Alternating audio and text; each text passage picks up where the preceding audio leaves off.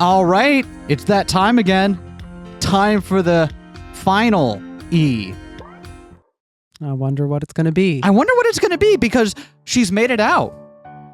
Yeah, I'm curious if this is going to be, if there's going to be another debate or if this is just going to be the I feel like it's going to end with one wrap-up. more debate. Okay. Because the last game ended with a very climactic debate as well.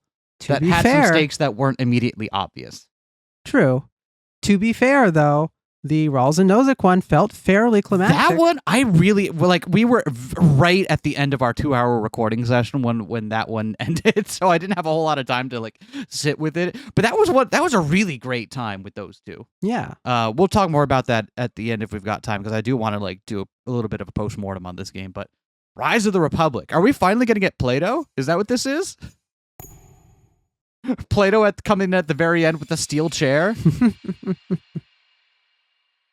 I'm home. Sweet Washington's fictional cherry tree, I'm actually home. The living world is a lot shinier than I remember. Oh, that's upsetting. The Arbiter being in the real world.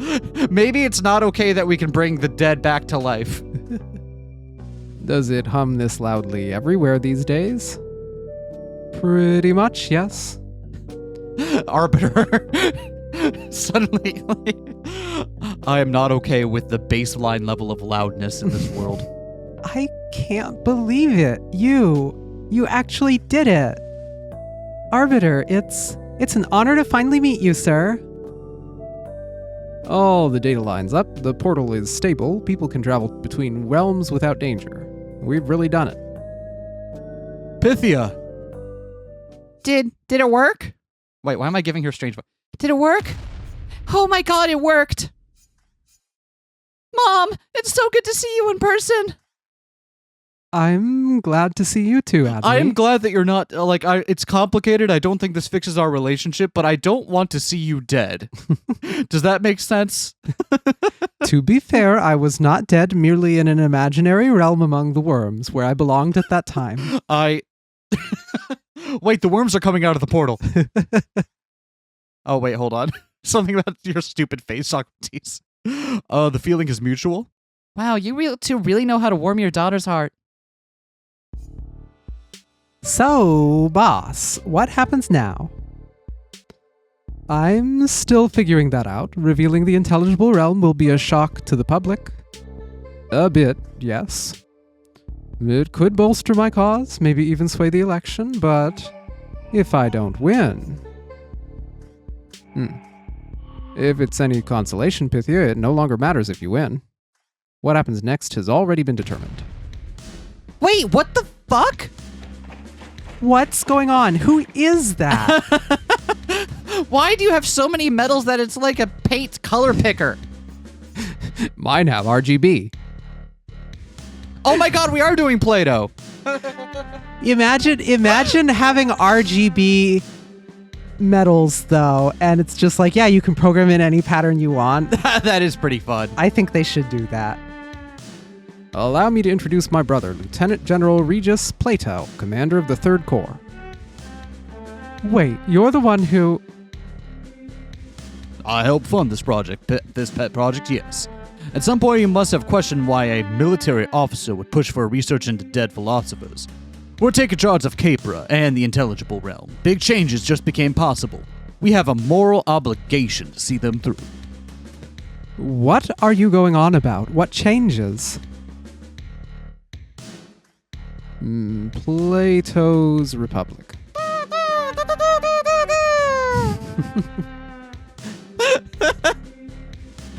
Plato's Republic. So typical, seizing all the power for yourselves.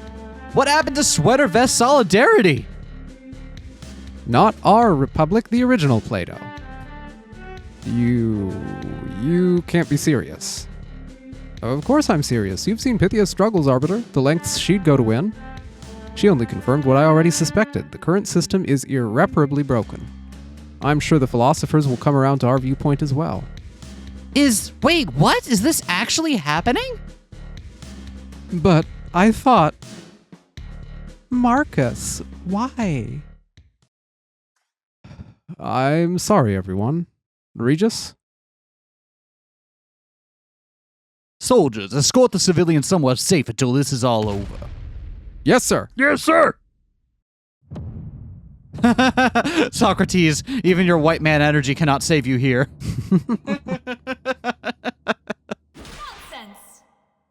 Nonsense. Marcus, wait. I haven't known you long, but I know you're no fan of Machiavelli. So what's really going on here? If you really believe in whatever plan you have, then you should be able to explain it to us.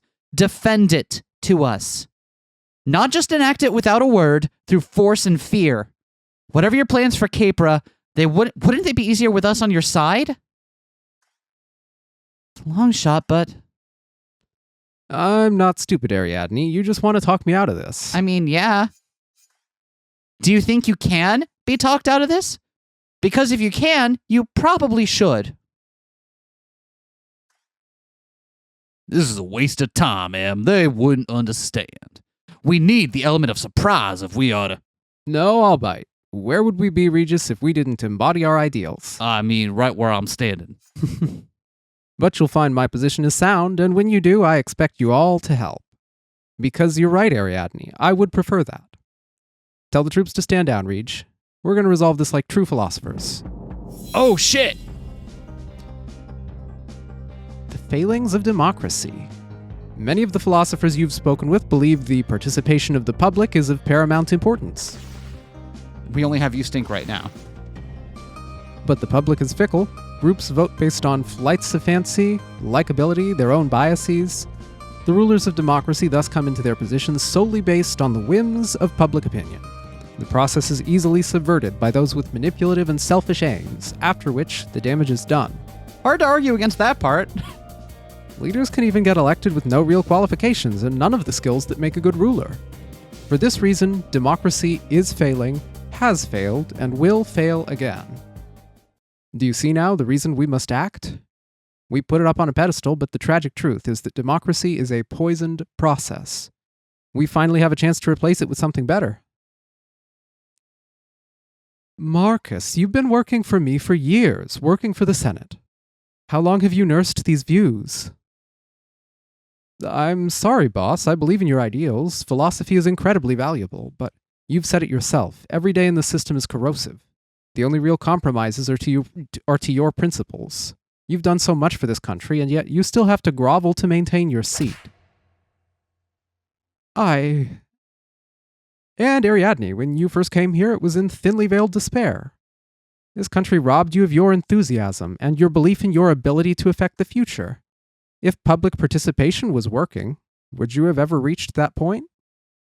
And there are so many others in much worse situations than you. People like my brother forced down certain paths because no one is listening. He did mention his brother earlier on, right?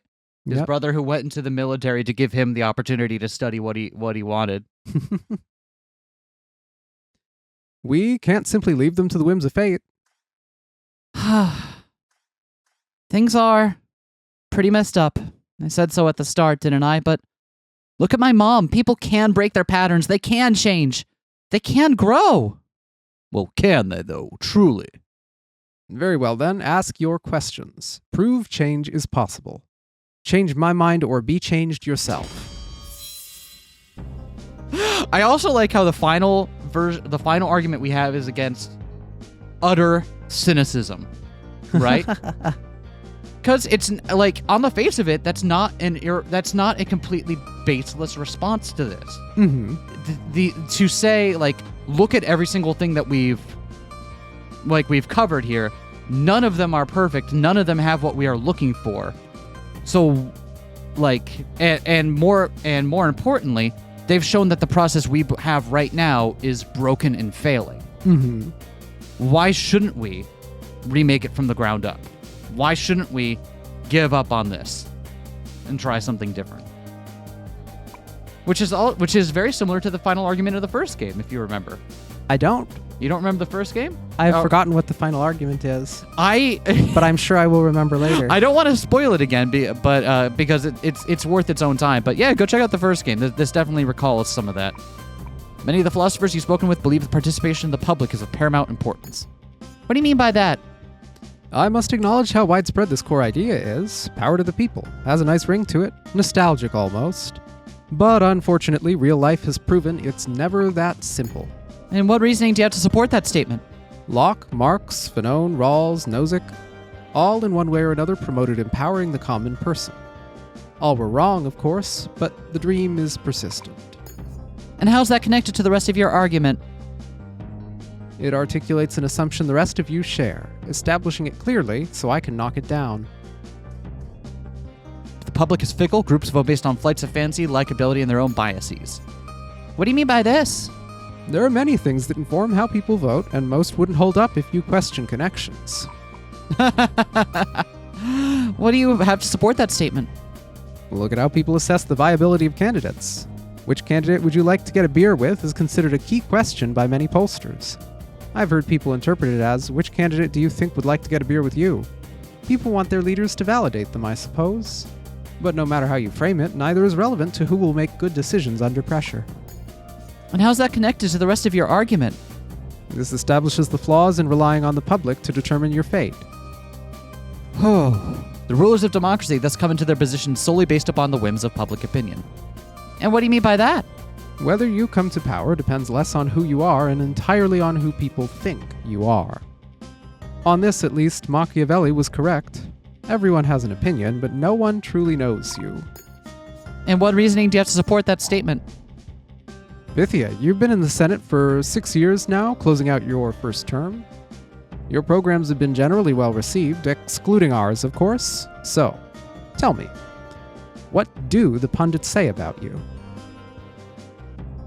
That I'm out of touch, an elitist who thinks her liberal arts degree means she's better than everyone. Oh no, that sounds bad. I've also heard you hate pie. Nothing like good old Franklin Tucker, down-to-earth deli mogul, founder of 16 different sandwich chains. I'm sure he appreciates a good pie. He does. My opposition research is very thorough. Fundamentally, you're not fighting a battle of worth. You're fighting a battle of opinion. And how's that connected to the rest of your argument? This establishes the criteria leaders are actually chosen by in democracy.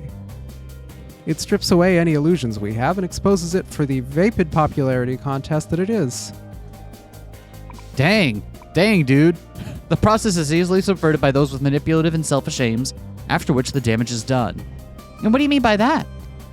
One terrible ruler can do far more damage than several good rulers can undo. It's easier to destroy than to build, after all. Again, it's hard to argue against that particular point. Nothing in recent memory comes to mind, but I'm sure you can find your own favorite example. And what reasoning do you have to support that statement?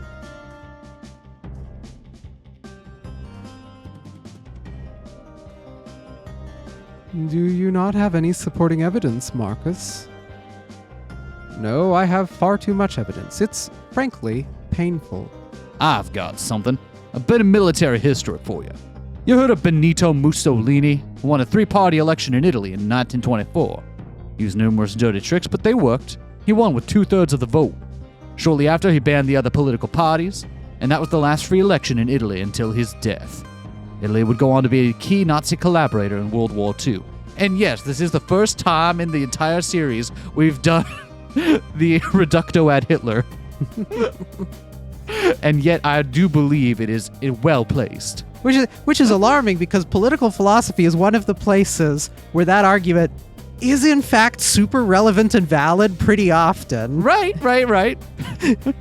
If it could happen to them, it could happen to us. Well, damn. Do you see what's funny about the shape of that argument?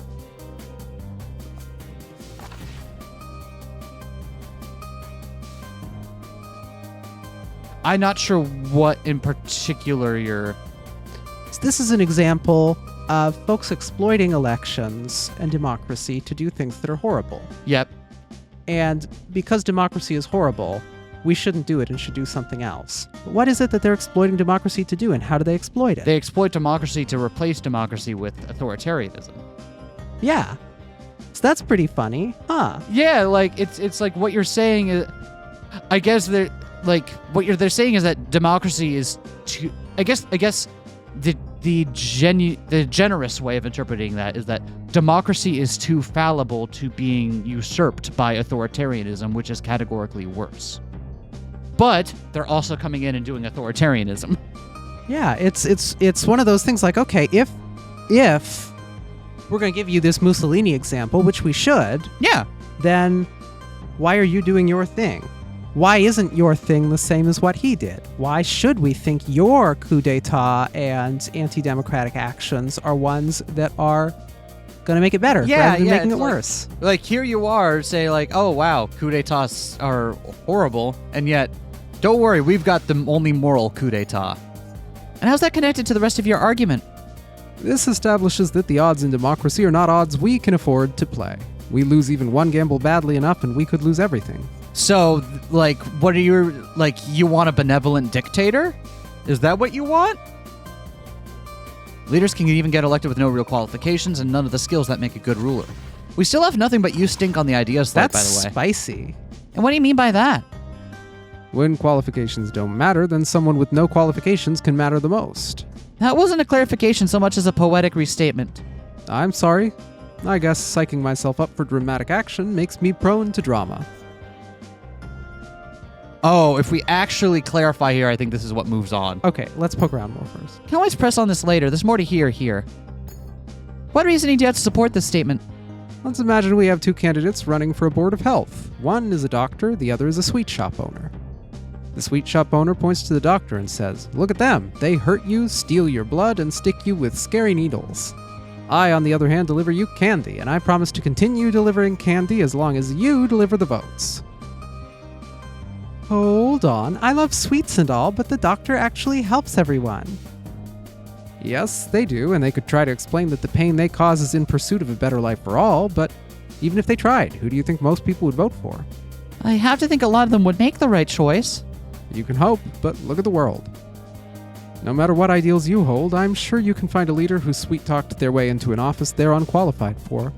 So he's basing the crux of his argument seems to be a lack of qualification. Which is interesting because really what he wants seems to be most in line with what Confucius was arguing. He wants people that are good for the roles doing the roles that they're good at. Maybe so. How's that connected to the rest of your argument? This establishes the worst-case scenario for democracy and one that has happened time and time again throughout the world.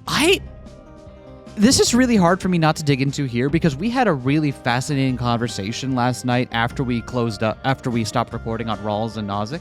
One that's giving me my own Pythia Smith existential crisis moment. Because I want to make time to talk about that because I think that especially relevant with what Marcus is arguing here.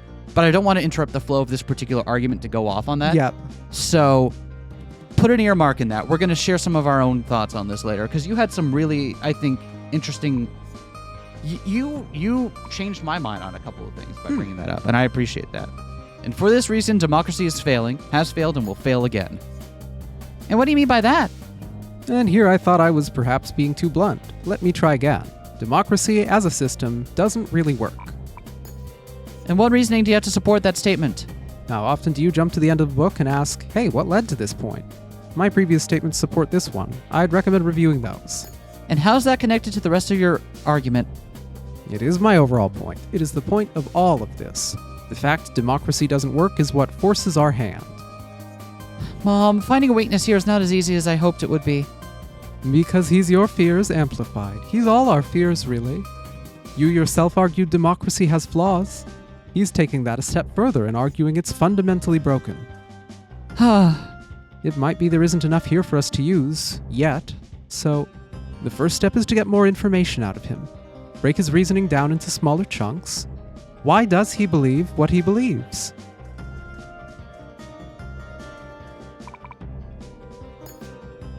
So let's ask him to clarify this even further. Okay, sure, that's reasonable, but that doesn't change the fact that I need to know more. I'll admit things can get pretty messed up in a democracy. Not everyone votes rationally. There isn't an easy solution to that. I certainly don't have one at the moment. But I also have no idea what you're proposing instead. What qualifications even qualify? For all I know, you could agree with Machiavelli after all and think our leaders aren't ruthless enough. Never. Machiavelli's philosophy is monstrous. Your discussion with him made that quite clear. This from the guy who brought an army to the debate. And a real change requires the leverage. May be unpleasant, but it's a well-established fact. Yeah, I get that you think that, but what system do you want to change to? We can demand our leaders possess a certain set of qualifications, a set that should be obvious to all of you, especially now. Arbiter? This is an ancient ideal, Marcus, a dream from another time. Do you really think it belongs here in the present? I do. I'm totally lost. Why would the Arbiter know what you're about to argue? His statements echo mine from millennia ago. There's only one group qualified to lead us all, one group dedicated to reason and truth. Philosophers. What we need more than anything are rulers carefully selected for their ability to think critically. Such skills are essential for choosing justly when facing the important decisions governing entails. Philosophers meet this standard, those who spend their days trying to decipher truth, deduce right and wrong.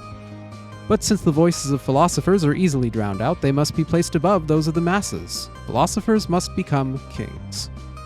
Only then will we have a stable society governed by reason and wisdom. With the portal finally open, we've gained access to all great thinkers from everywhere and every when. This is our best chance to establish the sort of leadership Plato dreamed of. A leadership of reason that would benefit all. But you deprive millions of their right to determine the laws that affect them. Millions of people are already deprived of those rights. Their representatives serve only themselves, willfully misleading the people in order to keep their power. I've seen it. I've had to meet and follow orders from these people. At least our approach gives the power to the deserving. Misinformation. Far too easy to use communication channels to play into people's biases and desires instead of challenging them.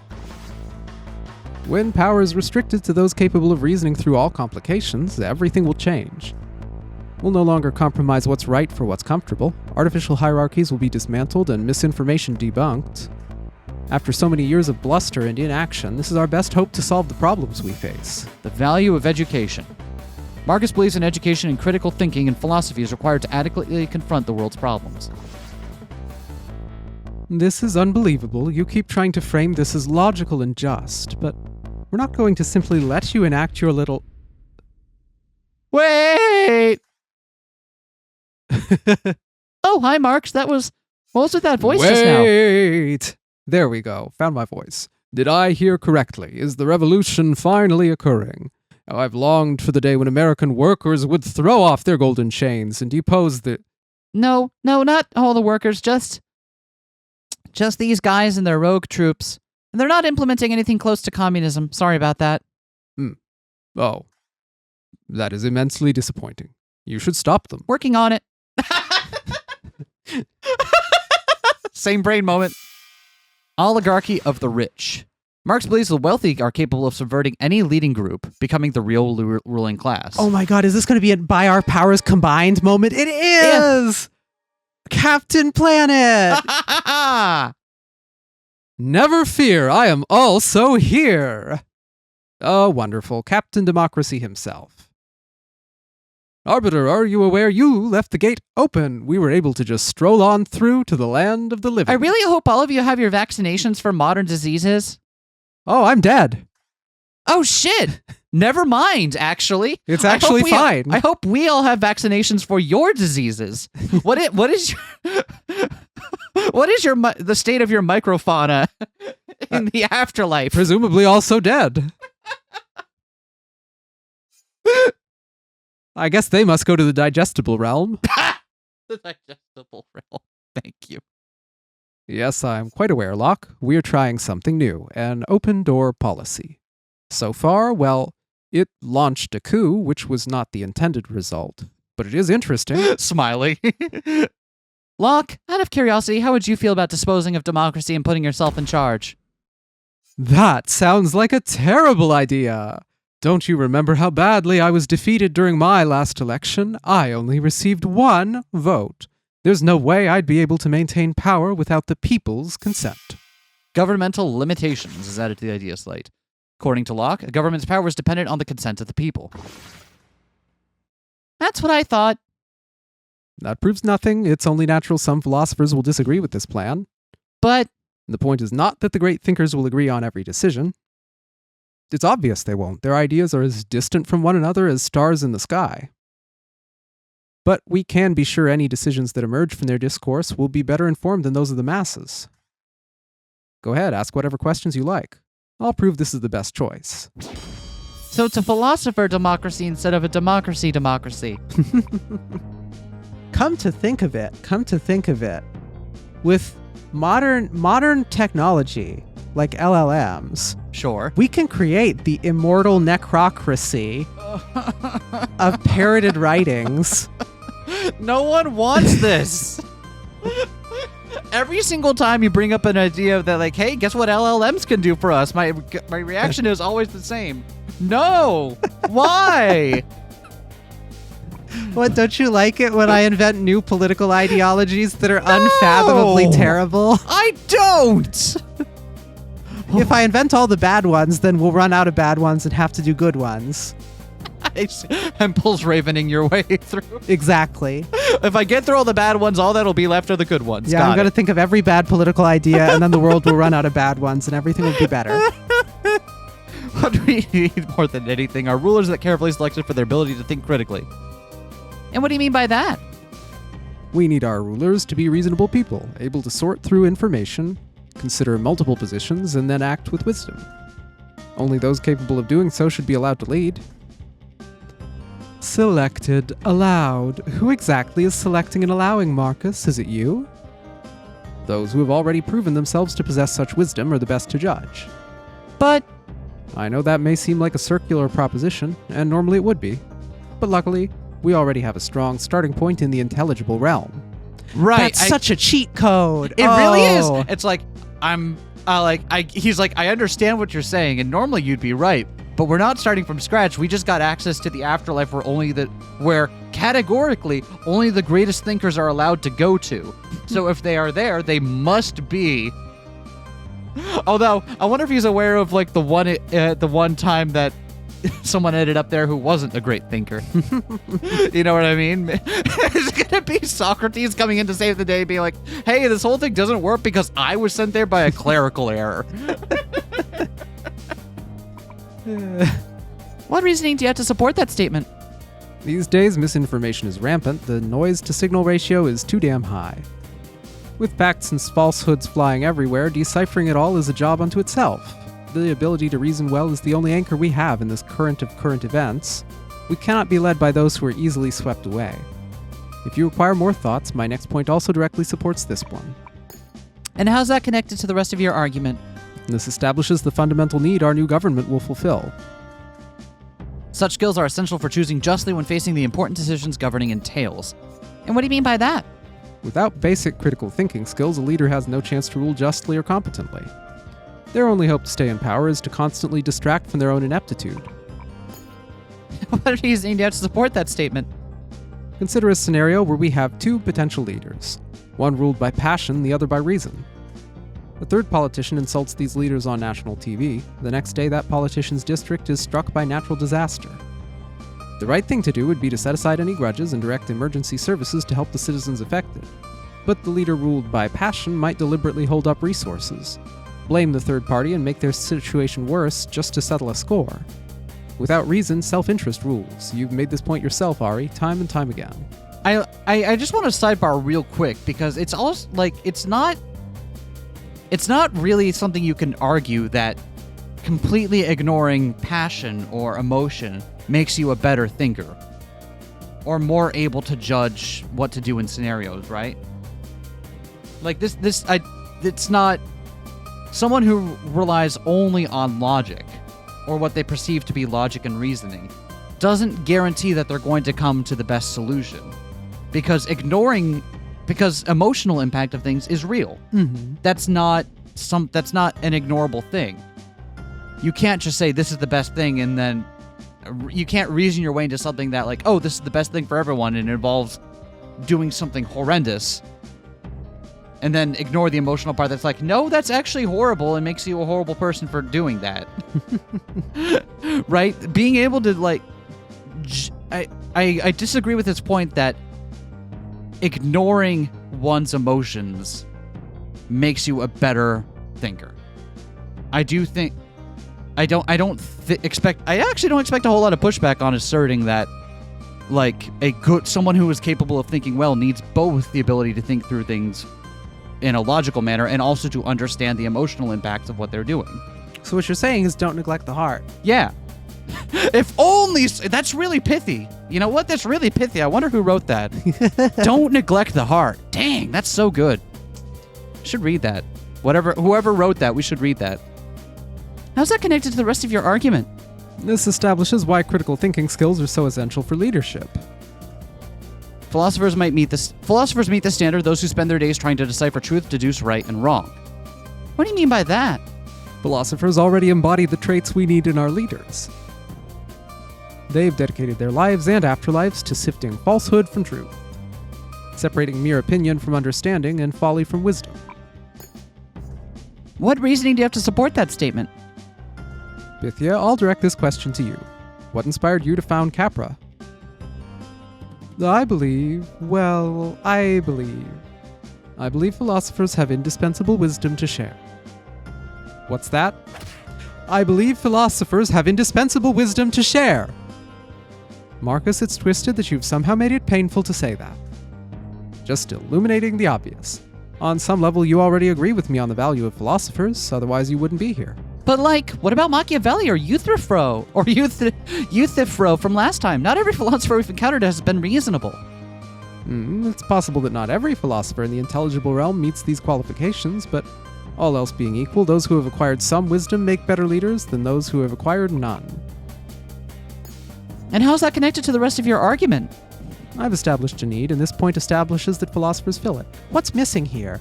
People with some wisdom are better leaders than people with none. Is that true? I don't know that it's true. I don't know that I'm, given the shape of his argument, that's the part I would immediately find fault with. But there's a bunch of things in here. There's the specter of the argument from the final argument from the last game, which minor spoilers, but it's relevant here, so I want to bring it up. The big point of that game is something doesn't have to be perfect to be valuable. Right? We don't... It doesn't have to be the case that merely the act of trying it, in philosophy itself is not about finding the one answer to everything. In many cases, philosophy can't tell you what the single answer is to any given problem. What they can do is what you can do by doing philosophy is get closer and closer and understand more and more about the nature of that question and come to develop your own understanding of it. There is no, like the end of the first game said, there is no, philosophy cannot give you an answer that is internally consistent and compatible with the realities of the world of what the perfect moral system is, right? Philosophy cannot do that. But that doesn't mean that trying to get there has no value. Perfection, something doesn't have to be perfect in order to have value. But Marcus is arguing that the philosophers are what he's arguing is that people who do philosophy are to be trusted because they can come up with the perfect answer to these things. I think there's a very practical and very simple point, though, here as well. Does being wise make you a good ruler? Oh, yeah, no, why would it? They're not necessarily correlated. Yeah, what if you were wise, but you were cruel and sadistic? Or what if you were wise, but not charismatic and able to lead others? What if you were wise, but lack knowledge in critically important domains about which you must make a decision? I think being a wise person is not, in fact, going to live up to his qualifications. Just being a wise person. There's a lot of things we need in addition to wisdom out of our leaders. Well, hasn't he also already acknowledged that? Yeah, some of them may fall short, but on the whole, that's better them than anyone else?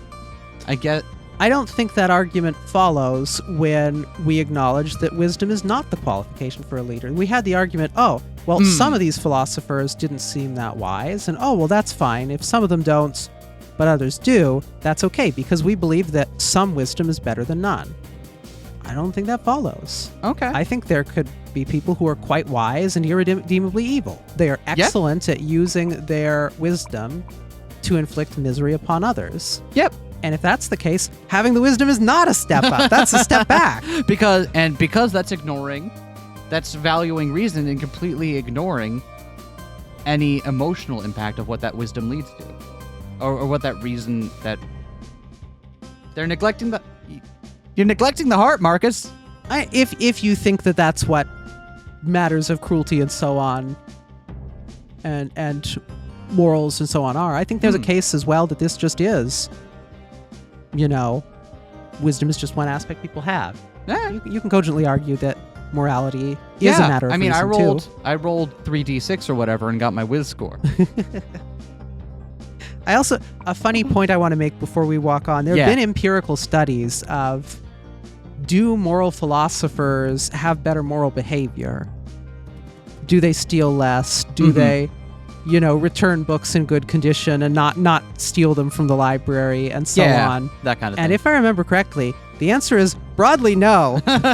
Being an expert in the philosophy of the thing doesn't necessarily mean that in practice you're better at the thing. And I think that's another way.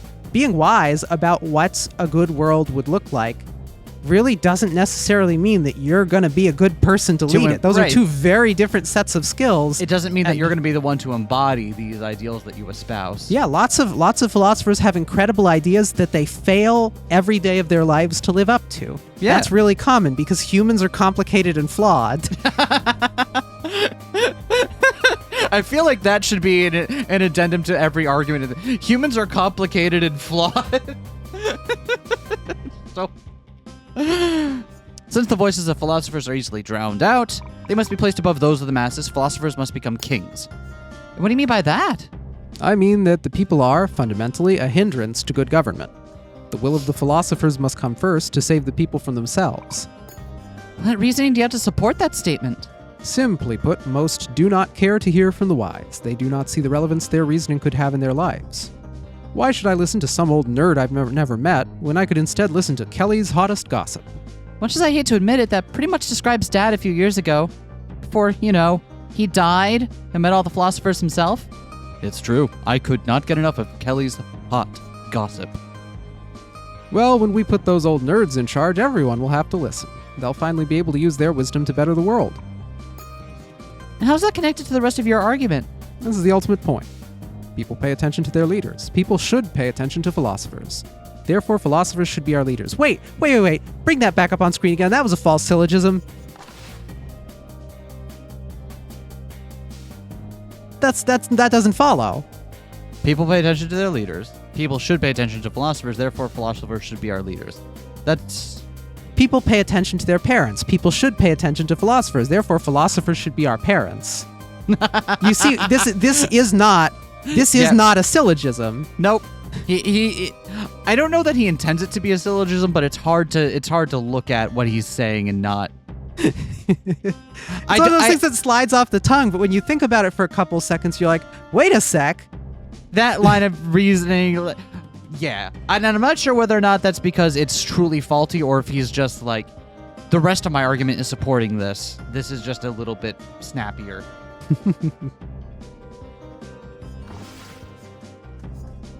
Only then will we have a stable society governed by reason and wisdom. What do you mean by that? Our current society is fraying at the edges, lost in its own manufactured conflicts. But with philosophers at the helm, they will be able to chart a better course for all. Why does everyone keep using sailing metaphors? What reasoning do you have to support this statement? In your first argument with Confucius, he spoke of the positive effects a just ruler can have on the people. Though the way he thought we'd get such leaders was flawed, this point is still valid. A good leader can better the character of their country. With our leaders governed by reason, society as a whole will become more reasonable. Thus, the Republic would be a better society for all. And how is that connected to the rest of your argument? This establishes the Republic would be a genuine good, not just for the philosophers, but for all the people they would rule. Okay, Marcus believes the philosopher's wisdom makes them uniquely qualified to rule. Now I know what he's arguing for and not just against. I can get to the root of any issues. I either have to find a problem with this idea or the implications that stem from it. Otherwise, Regis is going to take control and there's no telling what'll happen then. You can do this, Ari. Thanks for the vote of confidence, dear. All right, what ideas They're do we roommates. have? What ideas have we got? All right, so here's what we got on our slate. Misinformation. Far too easy to use communication channels to play into people's biases and desires instead of challenging them. Value of education. Marcus believes in education and critical thinking and philosophy is required to adequately confront the world's problems. Oligarchy of the rich. Marx believes wealthy are capable of subverting any leading group, becoming the real ruling class. And governmental limitations. According to Locke, a government's power is dependent on the consent of the people. That's interesting. The last two I can see. Yeah, both of these feel like... I feel like this one, governmental limitations, I feel like Marcus's response to that is like, yeah, we're explicitly not giving them the consent in this. We're doing this by fiat because we think it'll be better for them. I think Marcus would disagree that consent of the people is necessary for a good government. I think there's something to dig into here, which is what do we mean by necessary? Yeah. There's it is necessary as in a government is a bad government morally. We shouldn't approve of it if it doesn't have the consent of the people. Then there's the consent of the people is necessary in the sense of a government cannot function without the consent of the people. We cannot do this thing that you want. I think one of those cases is addressed by what you said. I think the other of those cases is the one that's actually a strong argument. I think it would be very hard to get a government to function without any consent of the governed. And I bet that's what that's in our slate for. I'm curious if we should object to this one, though, around the rich, and be like, hey, why wouldn't this be susceptible to the same subversion that other political ideologies have? Yeah. Marcus, hold on a second. What about an oligarchy of the rich? What about them? Wouldn't they use their influence to take control? When I talk about elevating philosophers, I mean over everyone. Even if the rich try to subvert the system, philosophers should be in a position that is hard for even them to reach. Furthermore, the rich would have a harder time swaying philosophers than the masses. The dangers Marx warned of would be greatly reduced. He believes the rich would have a harder time swaying philosophers? You don't see how it hits this argument. But I imagine this could come up later. Okay, good. So we're not wrong to think it comes up. Okay, so... Because again, there's practicality to that. What would that mean? What would a government look like that had rich people, but somehow didn't have them have the ability to sway things, even though money is power and influence and buys you the ability to spread information of your choice and so on? Like, sure seems like that's something you got to grapple with. And it doesn't really matter who you have sit in the chair with the fancy robes and make the decision and get the titles. Mm-hmm. But what do we challenge now? If we want to challenge governmental limitations, dependent on consent of the people,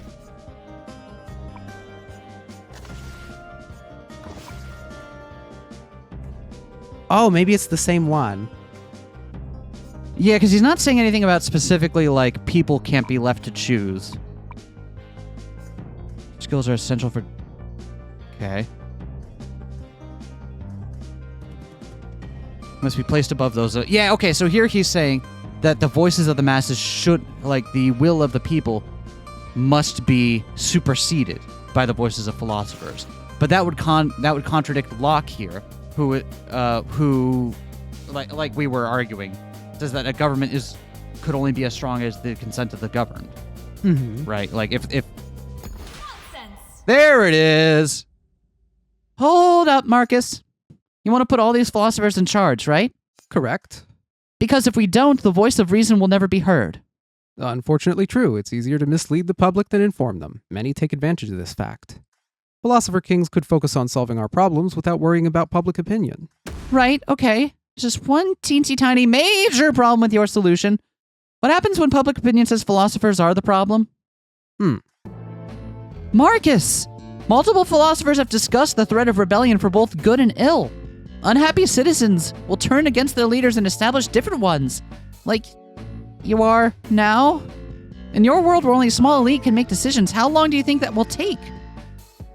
But if the philosophers rule with a just hand, then... I get the appeal, General. God help me, I do. But there's no such thing as perfect leadership, and as Adney said before, sometimes events are outside our control. Yeah, it's still benevolent dictatorship, right? It's still a dictatorship. In the face of such unpredictability, even your philosopher kings would make mistakes. And when people see these oh-so-wise rulers struggle, they'll flip the nearest table. All those philosophers, dead or alive, would get an express ticket to the intelligible realm. Is that how it works? Can we die again if we stay here? I should have considered the full implications of this portal being completed. What if I end up double dead? Like Like your mask, right? Like my mask. Like your mask. Unanswered metaphysical questions aside, systems like democracy have peaceful outlets to express discontent. But by its very nature, your approach cuts off people's ability to influence the world. You've created the perfect formula for rebellion. Whatever order you establish will only be toppled once more. Nice work, Ari. Thanks, babe. Honestly, I'm just really impressed with everything you've been doing.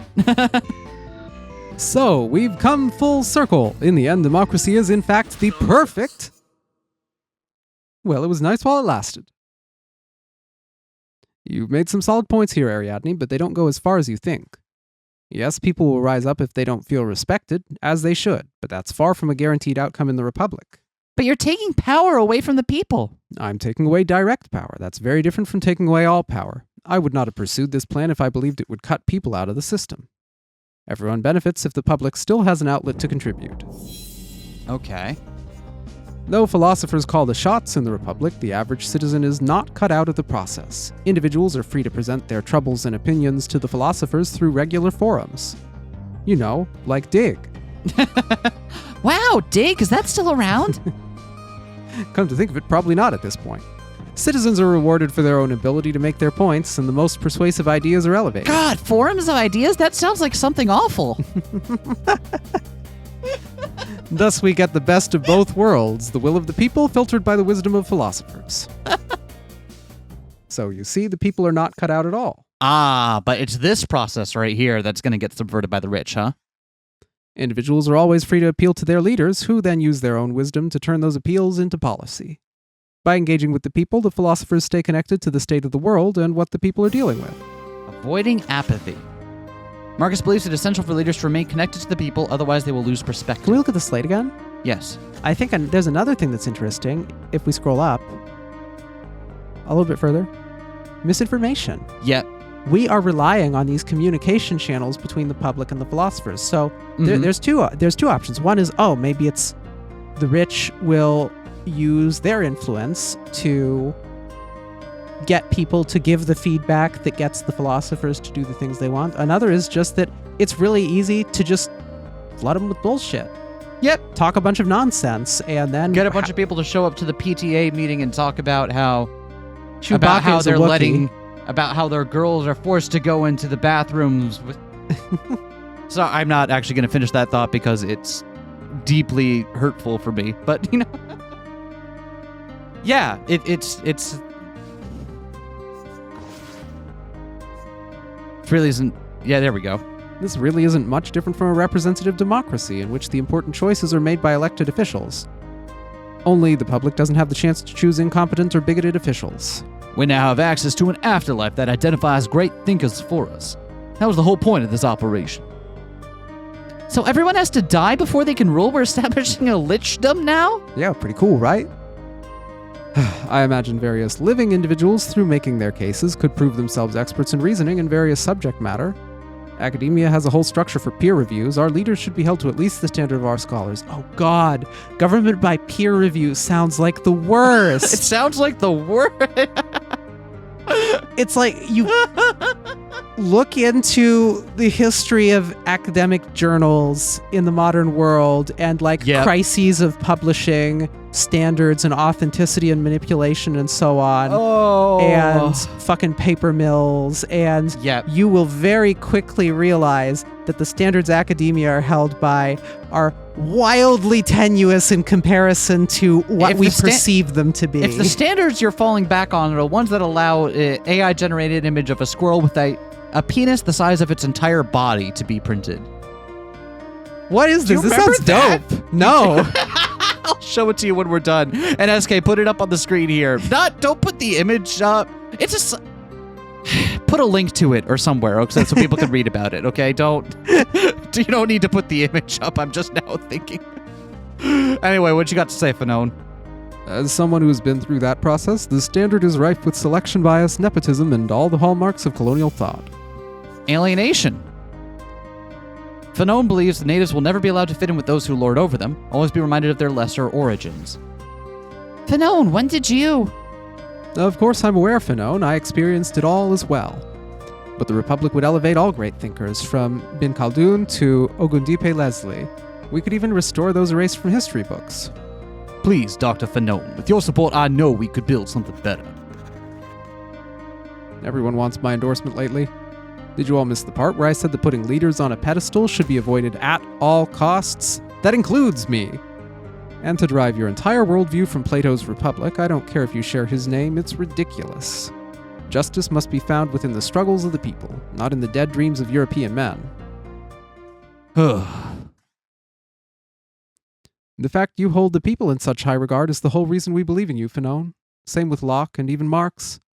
That drive to always be one who questions is what we need in leadership, now more than ever. It's also why I'm letting myself be questioned instead of barreling ahead.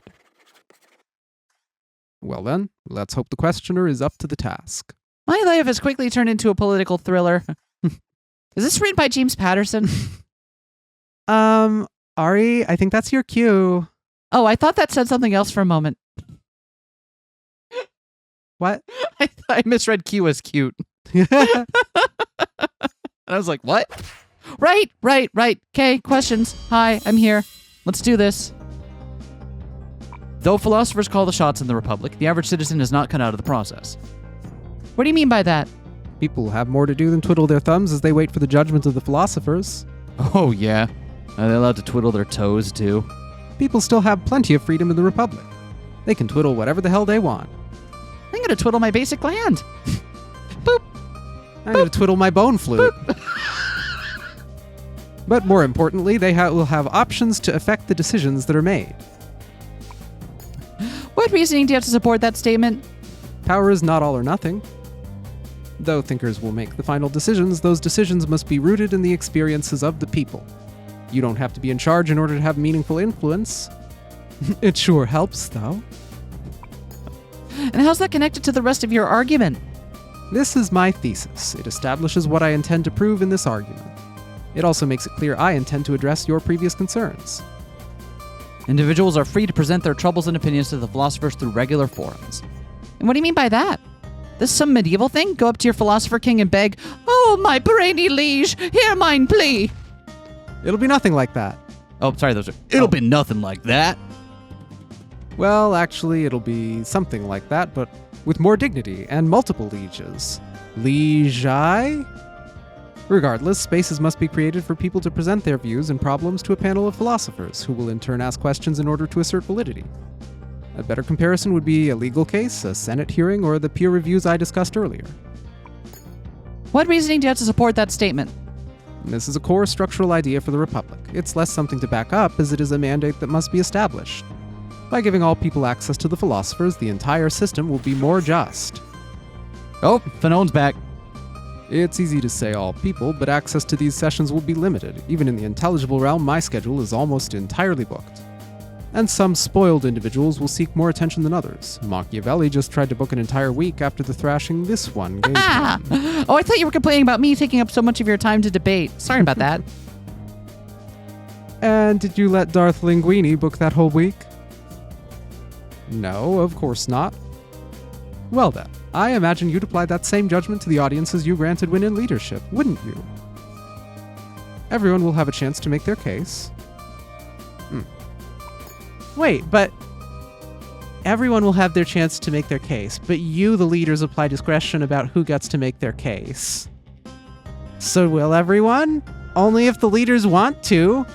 I think he's saying, like, I think the... Yeah, because I think he's saying that, like, those in charge will be able to sort, like, will be able to determine, like, hi, are you here? Is this something legitimate, or are you just... Is it you want more Twizzlers and you don't have enough Twizzlers? How's that connected to the rest of your argument? This establishes how average people can engage with the system.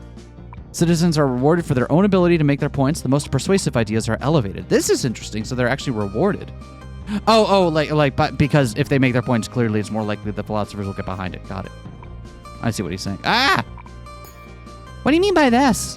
Philosophers are well equipped to filter through the noise of illogic that dominates the current discourse. People who come in to try and create a scapegoat for their problems will find they have little sway. But citizens who approach these audiences with well-supported arguments will get a lot more mileage out of them. Okay, what reasoning do you have to support that statement? You have more experience dealing with these philosophers and their rules of engagement than anyone else. You've seen how they push back against flimsy points, but adjust to take stronger ones into account. I mean, for the most part, sometimes they just freak out and yell a bunch. Alright, I'll give you that, but overall... Yeah, fine. I mean, I've said it so myself, right? It's nice that so many of them actually listen. Well, there you have it. In the end, if you have something compelling to offer, the philosophers can change their minds, so you just have to offer something compelling. Subject matter experts, scientists, historians, even accountants will have more sway on the topics in which they are knowledgeable. Uh-huh. What do you think could butter us up by pretending to appreciate accountants, huh? After all these years. Dad, no, stop! How's that connected to the rest of your argument?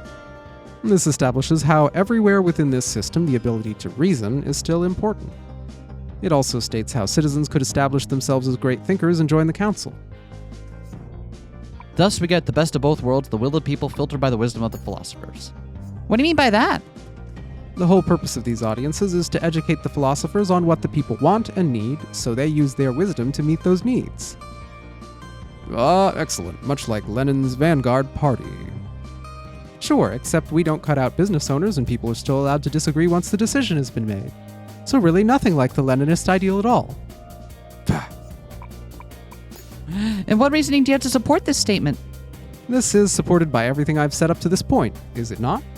I don't know why you put up with half these questions, Em. It's not her fault she feels compelled to question everything. My working theory is that it's genetic. Hey! That would explain a lot about this family. Well, most of the time, it's for the best that she does. Most of the time. Yeah, okay, I'm still here. Isn't here. Oh, now she's here again. I like how they make fun of you for poking around all the time. We want to see the content. We do. How is this connected to the rest of your argument? You argued I would cut the people out. This shows that, in fact, I would not. People will still be instrumental in the Republic.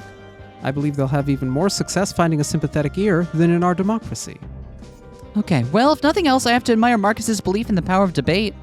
Even if he thinks only a few people can actually do it. Tendency to revere philosophers at odds with general distrust of humanity. Yes, profile him, Fanon. God, it feels good not to be on the receiving end of his notes for once. Fear of therapy persists. Okay, so what are we thinking right now?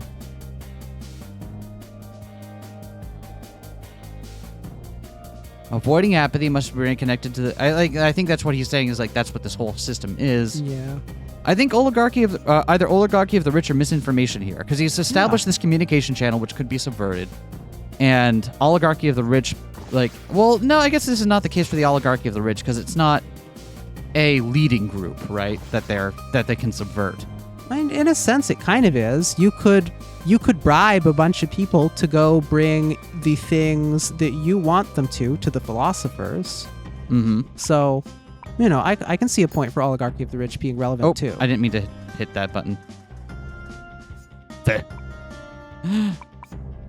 Where do we want to go with this? What if we try misinformation on this one? Because the idea we want to argue is that you've created a channel, and it's far too easy to use that channel to play into desires instead of challenging them. Yeah, something like that. Okay. I don't know if this is necessarily the one, but it seems like it's talking about filtering the... Right here, regular forums. Could be this regular one. forums. Okay. Marcus, what about people who present lies to the philosophers, or even just things they're mistaken about? Couldn't the most persuasive argument be something that simply isn't true? Perhaps, but I believe it would be far less of a problem than it is with the general populace. For every misguided person presenting to the philosophers, we would surely have a host of experts also making their case. And all else being equal, the experts will surely have more persuasive evidence. Huh. I still don't buy that. I think that was a good objection, but that's fine. So what are we going for then?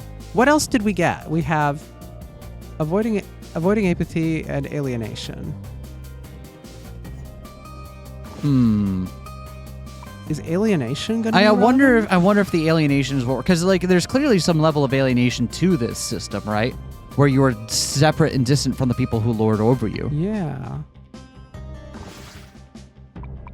When you think about it, there's a sense you could see this like the plan is for the intelligible realm to colonize the regular world. And then a lot of Fanone's stuff kind of applies kind of exactly, doesn't it?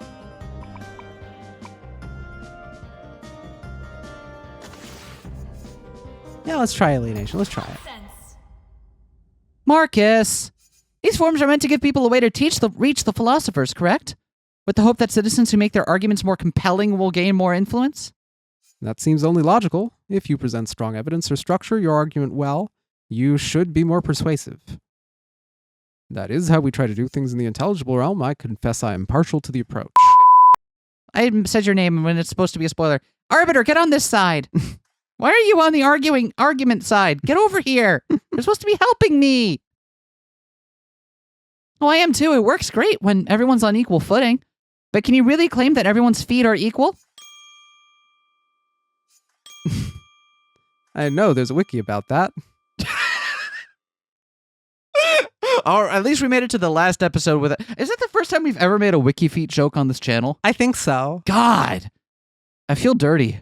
I feel like I just lost a little bit of my soul. I already knew what wiki feet was before this conversation started. I'm confused. What's wrong with our feet? Metaphorical feet, Socrates. Evidence, merit. It's nice to think of these things as signs of the worthy, and they're certainly important.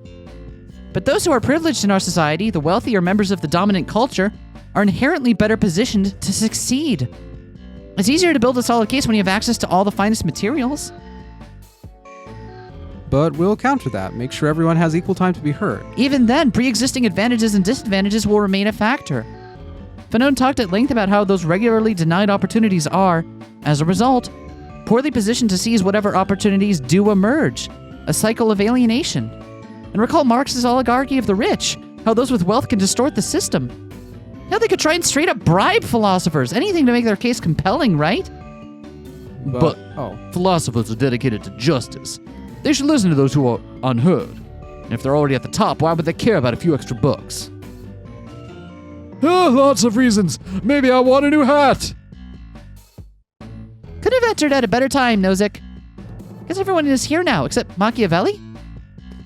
We, invited him. I believe he is afraid of you. As he should be. Back on track. Simple truth is this, Marcus. Philosophers are not immune to bias. They're not immune to self-interest. Your system puts no checks on them at all. Do you really want to take their goodness on faith? There we go. So we are getting to my argument after all. Yeah. Wisdom isn't good enough. There's other things that matter, like being a good person. People are complicated and terrible. You got him now, Ari. I'm so proud of you, Pumpkin. I feel like I should be insulted, but instead, I agree. Settle down, Locke. You're still out of order, civilian. Marcus, tell her everything she's gotten wrong. Tell her the philosopher's will. No, Regis, once again, she makes a good point. What? I'll admit, if we take too much on faith, we could be susceptible to false or fallen thinkers. This is a serious issue for the Republic. Plato said so himself. But a serious issue does not mean an unsolvable issue. Incorruptible. I can't deny that it could be possible for philosophers to lose sight of justice. If they were to acquire private lands, spouses, and money, their interests would indeed turn to maintaining them rather than knowledge. So we'll put limitations on them to prevent them from being distracted. If we place power in their hands under these conditions, we can be sure they will never become corrupted. Is he just gonna reinvent Psychopaths? Marcus, are you just gonna reinvent Psychopaths? Have you seen that? You seem like an anime kind of guy. You've got a sweater vest. And there we go. The philosophers need checks, so we'll keep them in check. Who's we? The right precautions can keep even the weakest philosopher focused. Well, I'm definitely not a fan of this proposal. First, we are placed on a pedestal, which is already suspect, and now that pedestal feels more like a prison. What are you gonna do next? Remove our brains from our bodies, since our bodies are just distractions, and then, I don't know, keep us in little brain chambers and feed us little brain fish food. But if we assess the situation from behind the veil, it does in fact seem necessary to put checks on any ruling group, does it not? A truly superior man shouldn't need such restrictions, but I suppose accepting them would allow us to model such acceptance for others. Superior man. Fuchsius believes the model of superior can help us know how to perform any role well. Am I missing something? I thought we had it, but now it seems like the philosophers are seriously considering the Republic. He and Regis have been planning this moment for years, Adney. It was never going to be simple. During my own scary final debate, we were the only ones at stake, right? But I knew I had to keep going, to trust my gut when it said this isn't right. I feel the same thing here. Socrates is right, Adney. Sometimes you just have to keep fighting. Recognizing those moments is as important as recognizing when to back down. And although the tunnel is long, I feel we're getting closer to the end. Well, Ariadne, I'm waiting. Right, okay, let's do this.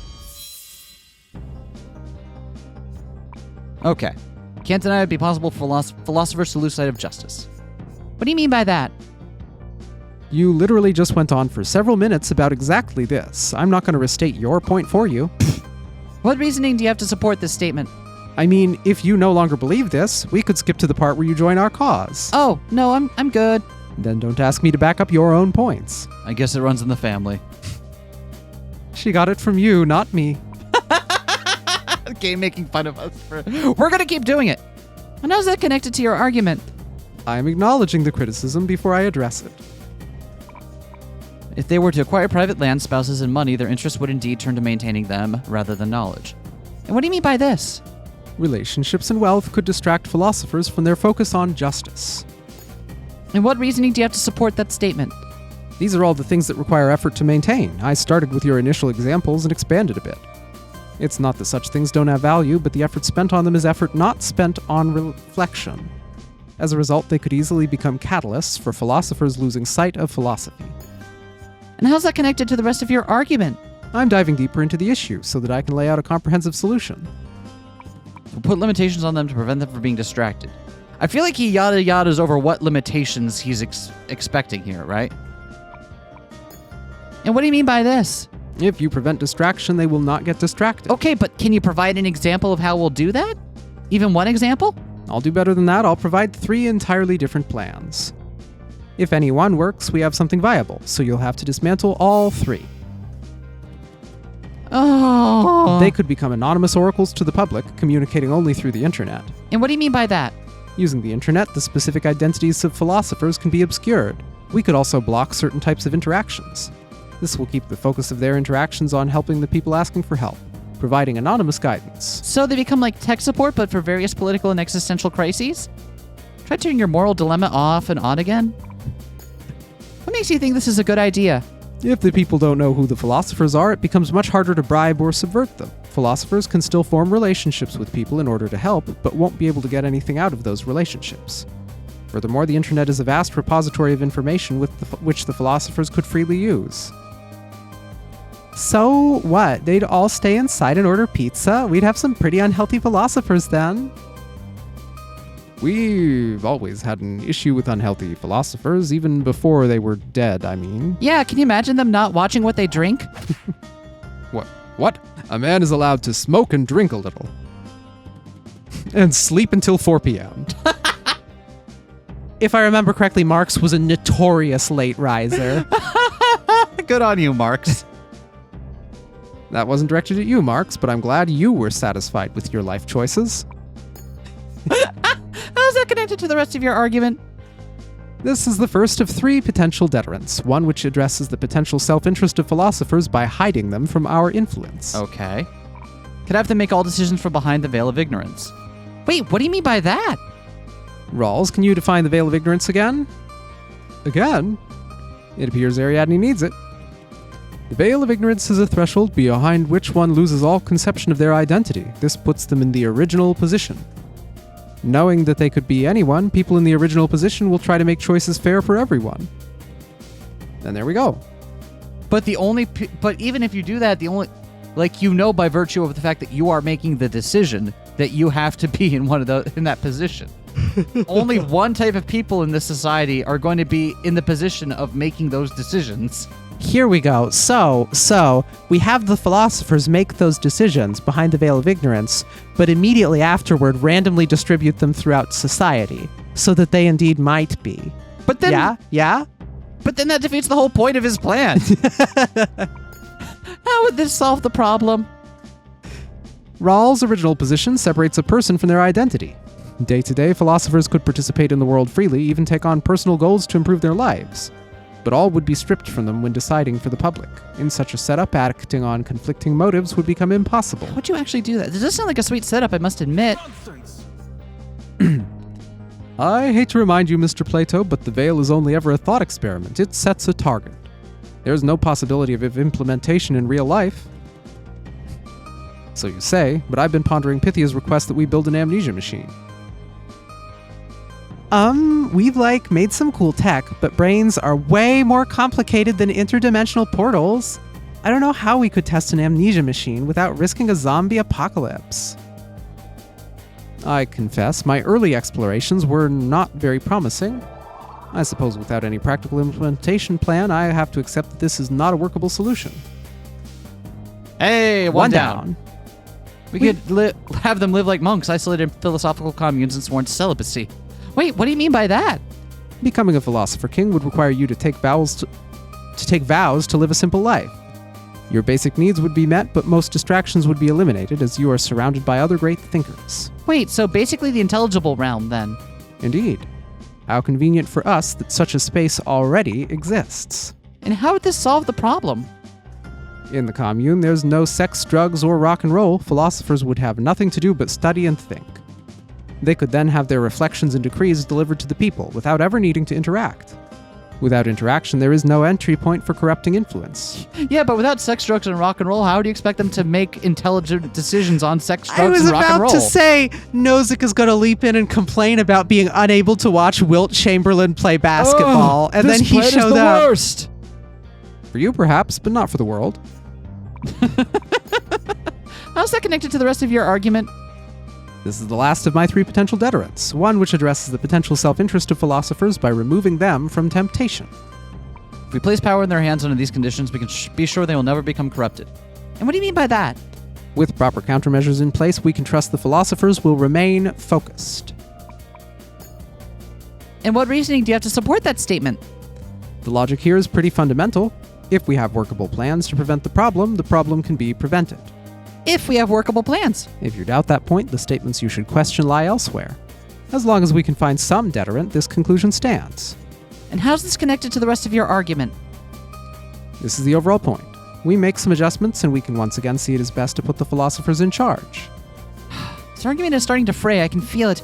He's throwing ideas at the wall to see what sticks. I just have to figure out if any do stick. Okay, so we got to do anonymous to the public. We need a challenge to this. What do we got? Either misinformation, because it's a communication channel, right? Yep. Or again, before we click one, let's see what we got. We got misinformation. We got the value of education. Oligarchy of the rich, governmental limitations, avoiding apathy. We're gonna have. I think this will come into the last one. Because if they remain unconnected from people, then how will they? Yeah. Model of superior can help us to know how to perform any role well. There's no model of the superior here. Let's start with misinformation. Yeah.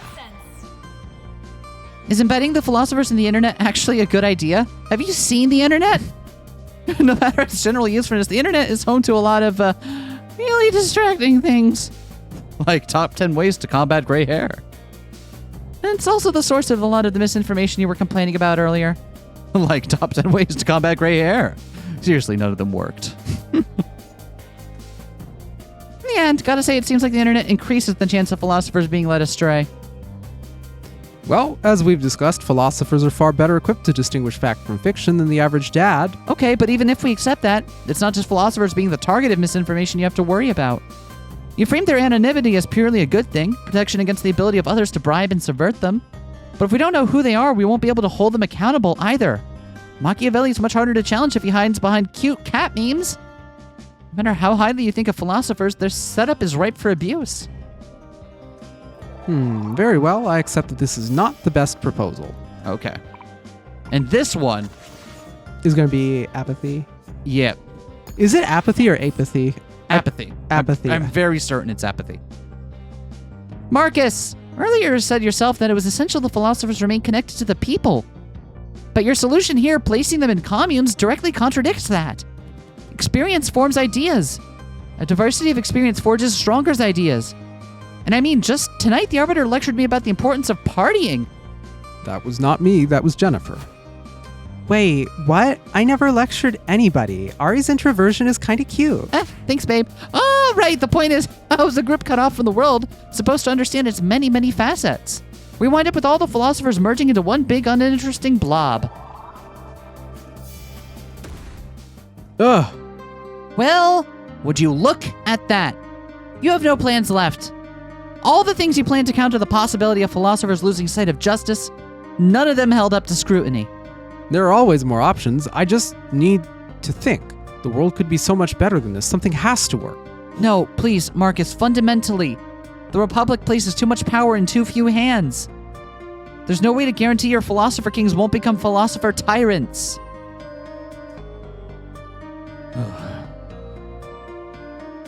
Marcus, Regis, come on, throw in the towel. You've made some strong points. You've driven home everything that's wrong with democracy. We have hard problems to solve. But after all this, do you still think the Republic is a better option? Sometimes you just have to keep fighting. What? Nonsense. You can't be serious. You're still at it? You may have found a fallacy, but you fight me with one as well. Just because perfection might be attainable does not mean we should not try. Who said that, I wonder? Oh, shit. How did you know about that? Yes, it's true a philosopher could lose sight of justice. And yes, I've failed to find any perfect countermeasures, but at least my tyrants would be wise, unlike the tyrants of democracy. The Republic is still the best option we have. Our best hope for the future. Even with its flaws, Plato's Republic is a far better system than the alternatives. Powerful people invariably have an outsized effect on the shape of society and the prospects of everyone in it. Given this influence, political power should only be given to those trained to use it for the good of all. We can no longer afford to be governed by unqualified leaders. We have to act. Regis, it's time. Call back the troops. Wait, what? You can't be serious. Marcus, you promised to let us discuss. And I have let you discuss. The focus has shifted as we've explored various aspects of our plan, but though you've found a few flaws, the center still holds. Nothing you've observed about the Republic makes it worse than democracy. So unless you can fundamentally shift that balance, the original conclusion stands. We have to act. This might be happening. It's happening. Let's go, Reg. Yes, of course. I'll just, Reg? I'm sorry. I think I might agree with them. You're kidding. I hate it. I do. But as I've been sitting here listening, I just like you said we should. I believe in this cause of ours. I believe that wiser leadership could help everyone and could create new opportunities for all. My troops put their trust in me that whatever I order will be worth the risk. This is worth the risk. A better world is worth the risk. But is that what this is? Will this really help all those who have needed it for so long? It sure doesn't sound like it. Not anymore. Should have known it would never be this simple.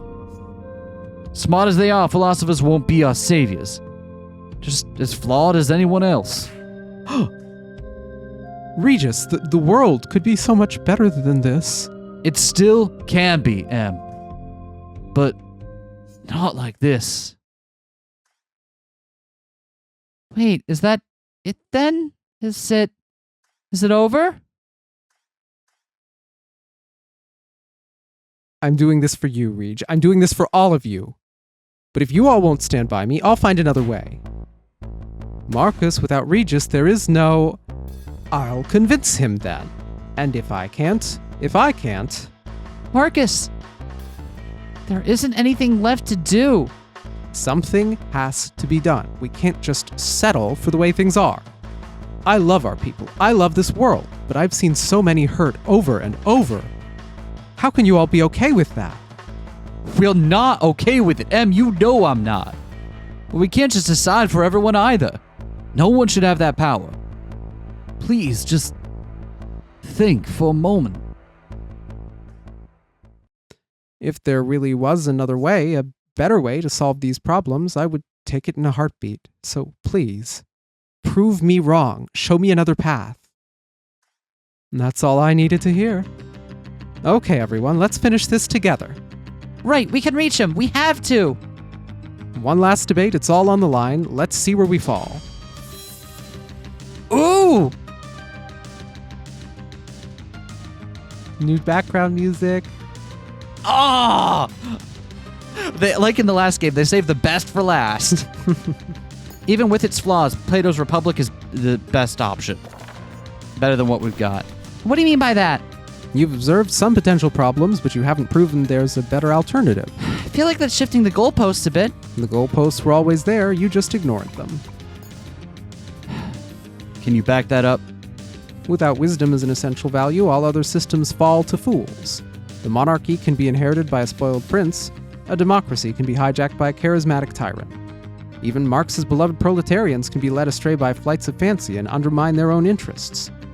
But in Plato's Republic, wisdom comes first. Even if dictators emerge, they are dictators driven by reason. To me, at least, that sounds far preferable. Explain how this statement matters. Fittingly, because it questions the connections of everything you've accomplished so far. Plato's Republic doesn't have to be a perfect system, it just has to be better than the alternatives. Powerful people invariably have an outsized effect on the shape of society and the prospects of anyone in it. What do you mean by that? The greater your standing in society, the greater an impact you have on everyone around you. Present your backing. If your neighbor decides the Grand Canyon is an eyesore, he just won't go. But if the president decides the Grand Canyon is an eyesore, well, they have the resources to do something far more drastic. Nuke it, paint it maroon, fill it with concrete. Yes, well, luckily filling the Grand Canyon hasn't been one of their directives. My medals changed sides, by the way. Yet. Oh, I'm sorry. You trying to convince me to switch sides again? The point is, the opinions of the president have more impact than the opinions of your neighbor. Because of their power and influence, their capacity to harm is immense. And how's that connected to the rest of your argument? By establishing the impact of the powerful, the stakes of the problem become clear. Who we put in power has repercussions for everyone. Okay. Given this influence, political power should only be given to those trained to use it for the good of all. Clarify that for me. How is one trained to use power for the good of all? That, at least, is a valid question. First and foremost, attention must be paid to the nature of justice. How do you resolve society's conflicts in a way that's ethical, compassionate, and effective? That seems right. Justice is the first virtue of social institutions, after all. And a leader with such a focus would surely become a model for all who serve him. As these two have just reminded us, philosophers have spent eons reflecting on and debating the nature of justice. Exactly why they are more qualified than any other to lead. Both of these clarifying thoughts seem important. Why don't we examine them further? Ooh. Okay, we got some clarifying statements here. Potential leaders must thus be trained with a laser focus to think clearly about justice. Wait, what do you mean by that? A leader must be trained to be just, or they just shouldn't be a leader. Fair enough. Got 'em. Present your backing. Most matters of leadership really boil down to questions of justice. Who deserves to be rewarded? Who deserves to be punished? How do you make sure that everyone gets a fair shake? These are often deceptively difficult questions, so a true leader needs to not be deceived into simple answers. They must learn to give these questions the weight they deserve and constantly refine their views. And how's that connected to the rest of your argument? This establishes a key quality that should be cultivated in all leaders. All right. Philosophers will always be a better choice than the general public. Wow, that's a... Wait, what do you mean by that? Philosophers are inherently more qualified for leadership because they've already spent years reflecting on what matters. As Confucius says, you can trust they can do the job because they've already been doing it. Have they been doing it or have they been thinking about it? Those seem pretty different. Yeah. Can you back that up? I'm just saying my daughter and I both out-debated a ton of these geezers. You hardly out-debated them, you engaged with them. Each philosopher came to the table with years of reflection and wisdom. Only by first learning from their logic could you observe potential flaws. And can you deny that in the process you yourself grew as an individual? I deny everything. I learned nothing. Oh, wow, that was very convincing. I really believe he learned nothing. Ari, your dad is an airhead. I expected more accountability from the head of accountable accounting.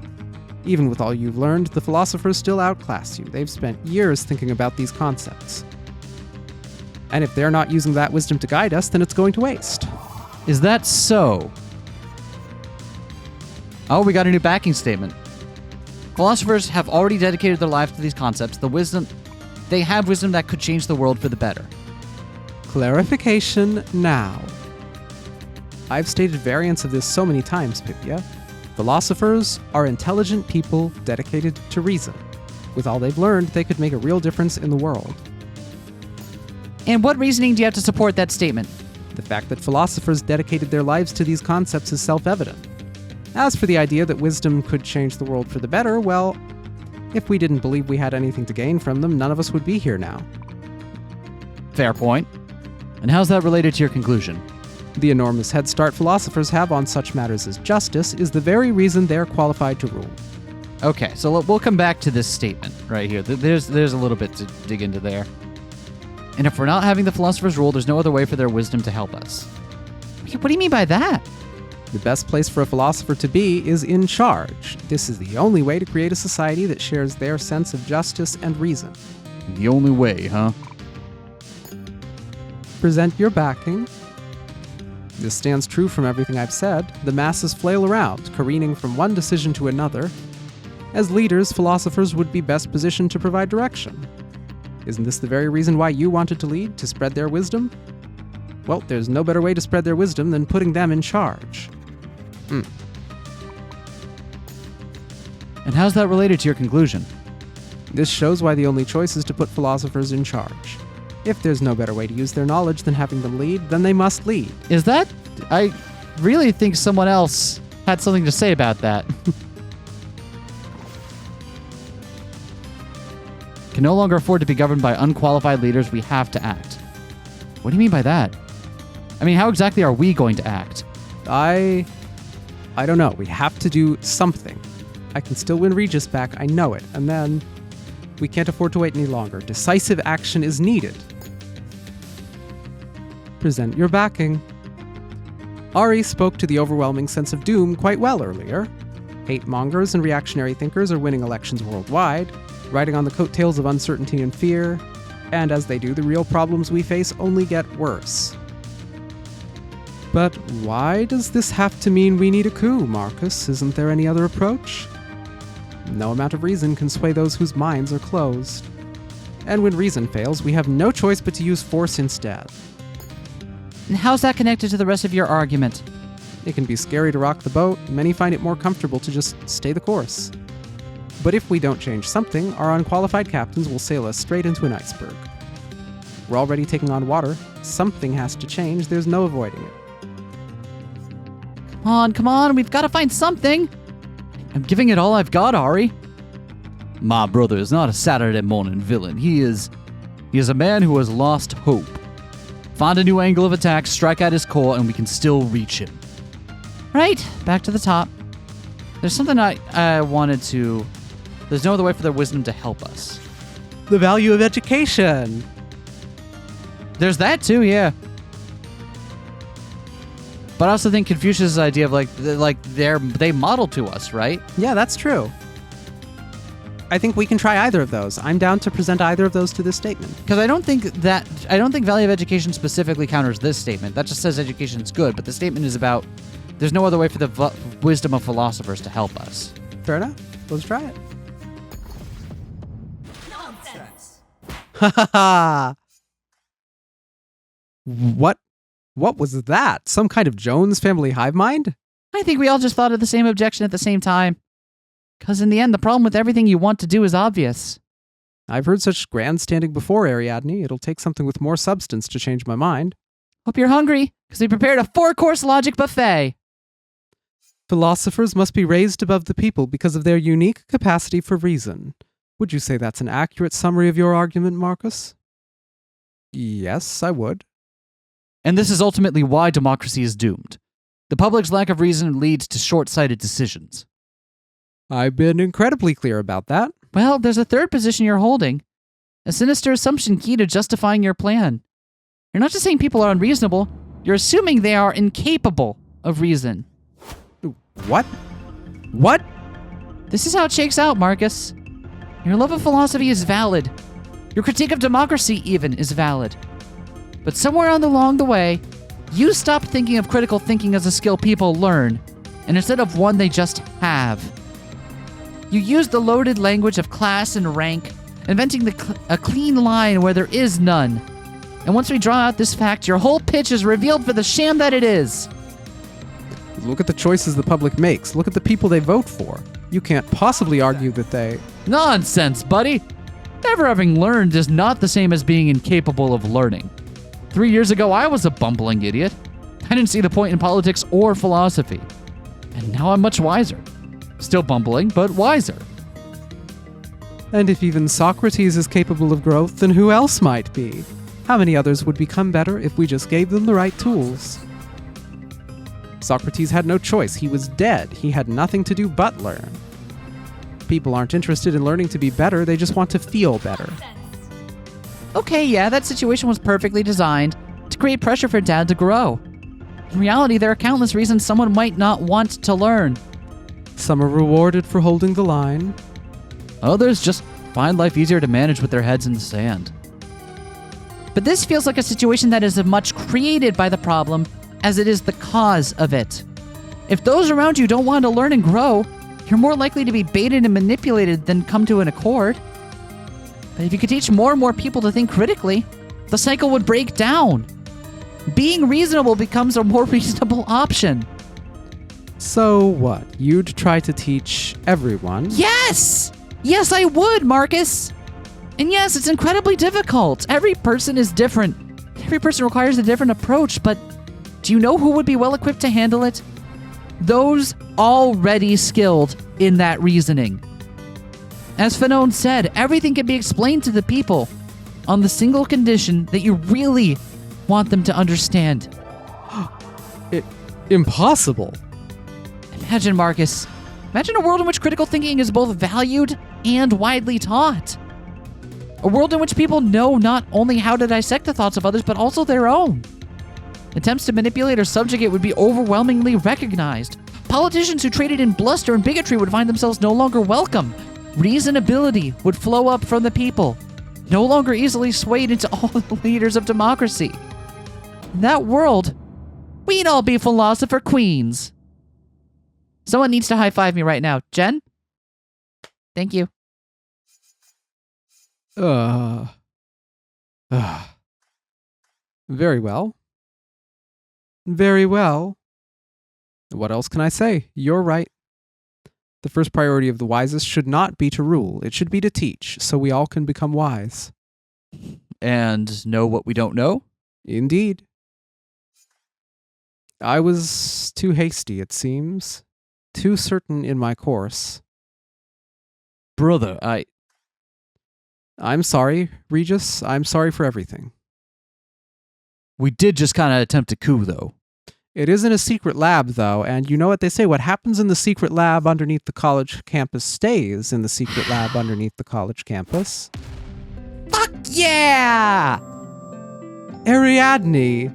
I'm sorry, Mom, but come on! We did it! We talked down a freaking military coup! We're goddamn honest-to-goodness heroes! It was indeed an impressive demonstration of the power of debate. Applied at the right time among those willing to listen, it's possible to change the course of history. Yeah, I mean, it's become difficult to find many willing to listen in politics, but I guess that's what we just argued. It's easier for people to hold terrible positions when they're not held accountable for what those positions mean. Lines have to be drawn, of course. Reasonable does not mean in the middle. There are always going to be people arguing for heinous things, and between justice and hate, there can be no compromise. But Thanks, Ari. thanks, Ari. Really appreciate that. I do think if critical thinking was more widely taught, you'd see fewer people getting swept up by that fear. I hope so, anyway. But how will we do it? Excuse me? What you're describing sounds great. I really love it. But change doesn't happen just because you wish it. So how does it happen? Oh, One more big question to close out the day. Ah, yes, the final challenge to every important philosophy. How does your ideal theory meet the non-ideal world? Well, with the portal open and the philosophers behind us, we'll have more clout to convince people to focus on reform. It won't be easy, but we can do it. We need to play politics a little longer, but in doing so, we can change what playing politics means. If you win, that is. If I win. And that's the catch, ain't it? That's why Marcus and I fell into our plan in the first place, because no matter how good our intentions, our power to change things within the system is so limited. Even if you win, you'll be bound by the need to continue winning. We can't stop there then. Pythia can try to reform from within, there's value in that, but the real work is to be done among the people in local towns, counties, and schools. By organizing at the ground level, by teaching people where they are, we build a better future, create the needed pressure for change. It'll be a longer, harder path, but it'll also be more stable, and we can never settle when the world could be better. Ah, he finally gets it. Secretly hoping Fino just gives him like a little smack on the back of the head with the clipboard. Like, come on now. Perhaps that is indeed what's going to do more good in the long run. I think that's the last piece I needed, Marcus. Thank you. I've been so focused on the power of my office, I guess I lost sight of the power outside of it. Hell, if I lose, maybe I'll come work for you. And if efforts at reform come up short, well, there are still other methods of instilling change. Marcus! Not a military coup, you've proven the folly of letting a few determine the future of all. We should empower the masses, not dictate to them. Give them the tools to decide for themselves whether the time has come for revolution. I Dang! can accept that. Pro Philosopher 2, air quotes, not explicitly against revolution, end quotes. Pro Philosopher 2. It's one of those things, though, that, like, as a position, it feels like it would be hard to take a hardline position that all revolutions are bad. Oh, yeah. Because which political system do you like that hasn't had one that led to it at some point in some way? Exactly. That seems pretty hard. So, And also, Mark has something to say about revolution. Yes, finally. I hope it won't be necessary. With enough work, democracy should be able to overcome any special interests. Well, if either Marcus or Pythia are successful, we'll have a society that can better imagine the original position and fight for those they've never met. But perhaps the mandate has already irrevocably passed. I've just discovered social media and... Who gave Confucius a phone? We can't have them despairing before we even begin. sorry. Philosophers, come along. We can debate this back in the intelligible realm. After all, any conclusions we reach, we can share with all, and perhaps do some good. No, Pythia, Marcus, we'll have to discuss my compensation later. What could you possibly need money for, Nozick? You're dead! Hookers and blow, Pythia, hookers and blow. The imaginary ones just don't cut it. Oh, I swear. Well, I suppose this is it then. I need to return to HQ and try to explain what I was doing here today. Regis, if what we were planning gets out, if someone needs to take the blame... Then it'll be me. But I was the one who... It'll be me, Em.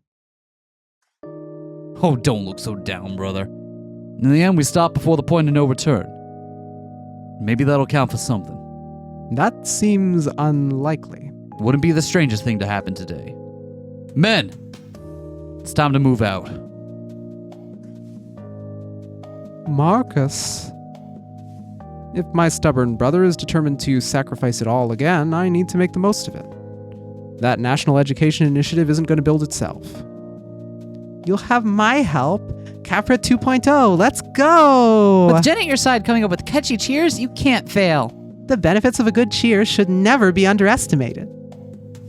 Pythia, Ariadne, consider this our resignation. May our paths cross again in a better future. I'll see you later, Ari. Oh, and just so you know, you were amazing today. Oh, thanks. That's awfully kind of you to say. She's right, you know. You not only saved your mother, you saved, well, everyone. I had nothing to worry about. I'm proud of you, kid. I have to be honest.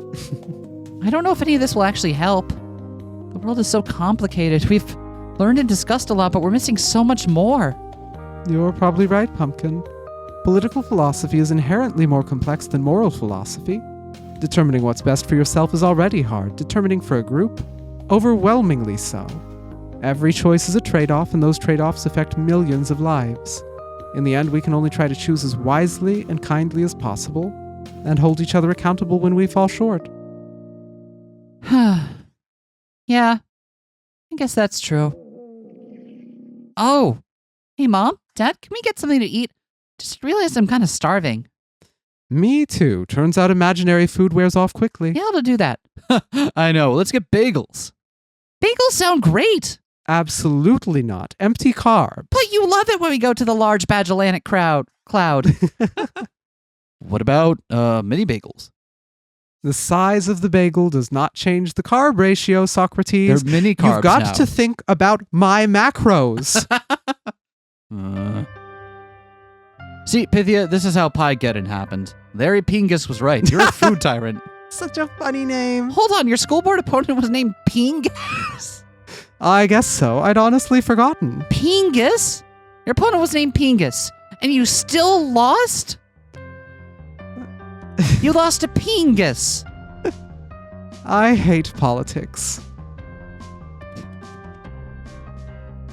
Hey. Oh, that was great. Good game. I am glad that we got a chance to play that. So glad we played that. Oh, Thanks, anonymous artist. Thanks, anonymous artist. oh. Thanks to the efforts of Capra and my family, we have an opportunity like never before. So allow me to introduce you all to some long, long lost friends.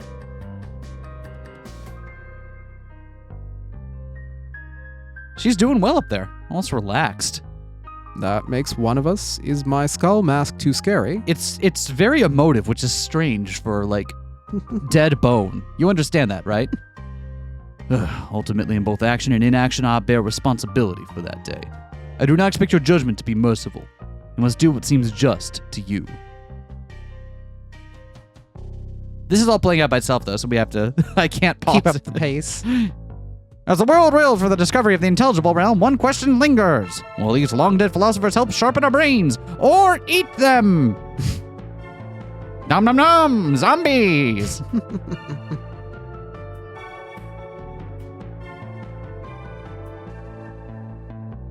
I'd like to thank your teacher for having us here today. I brought a few friends with us. We're going to learn the brilliance of democracy or die trying! Oh dear.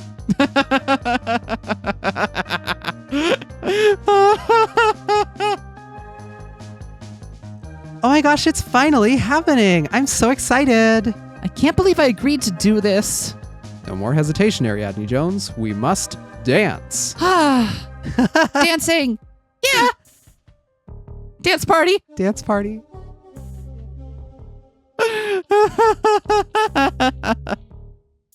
Oh, this is fun. Taking the Arbiter to a rave. I started my own cryptocurrency. Nose bucks. It crashed and peaked 4 times since yesterday. Very exciting. I have never hated anything more.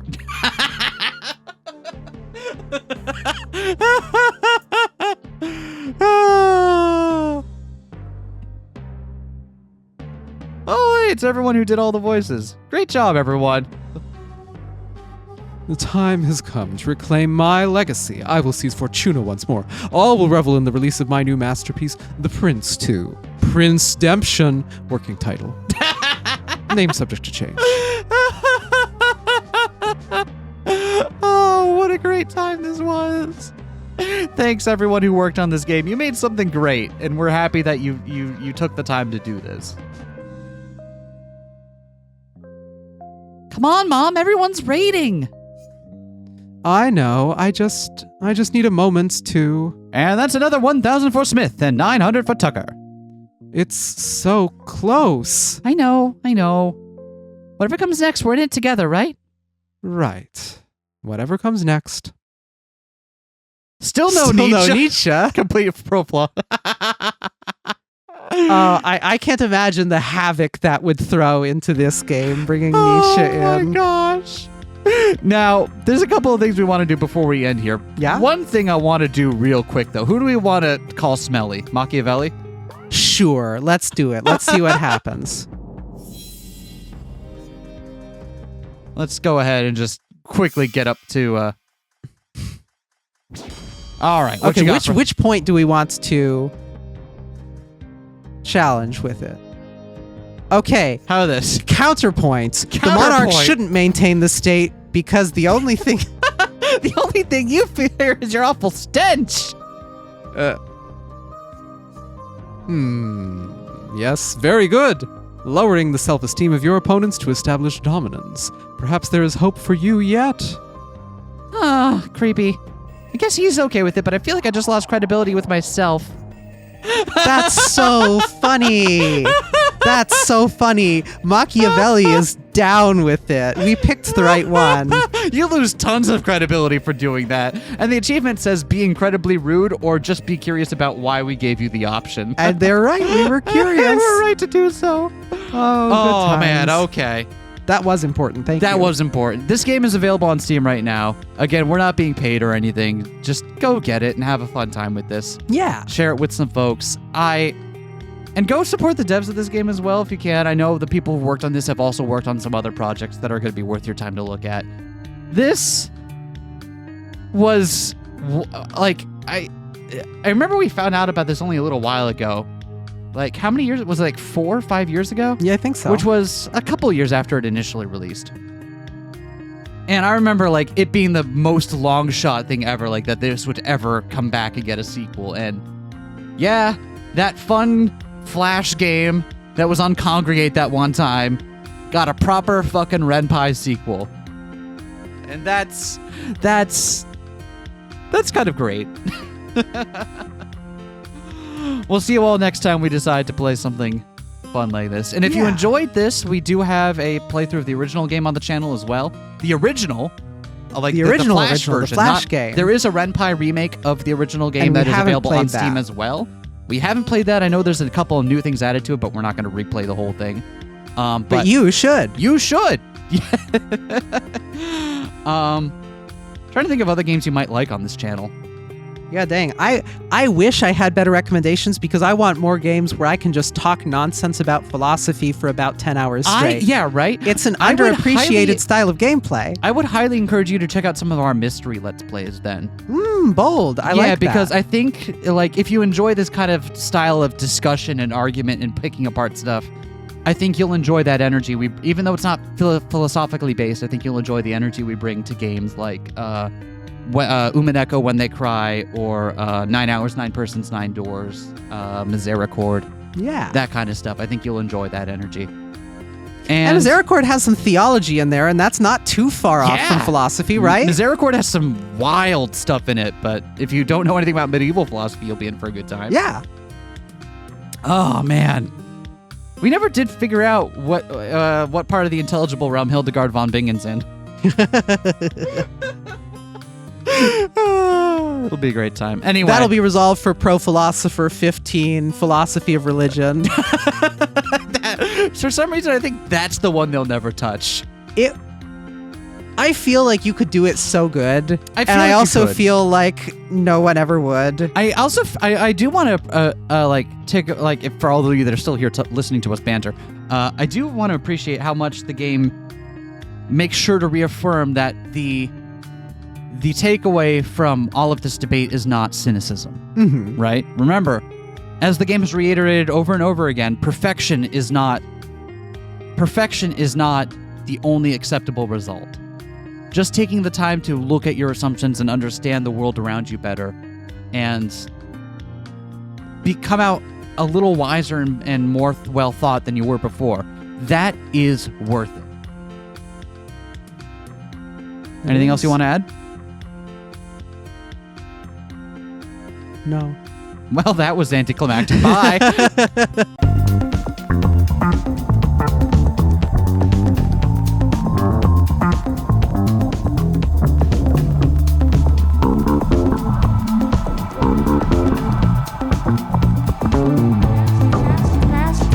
Smash that like, comment and subscribe.